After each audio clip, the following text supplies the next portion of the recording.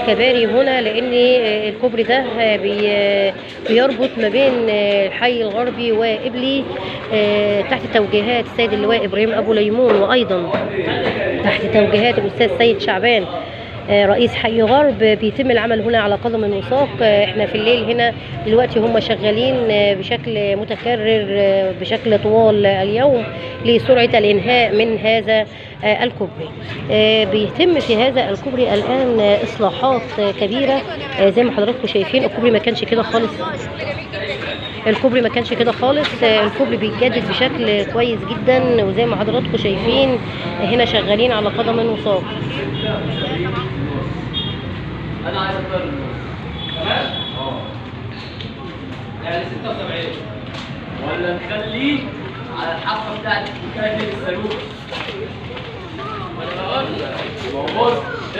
يأتي هذا أيضا في إصلاح وتجديد كوبري مبارك الذي يربط ما بين الحي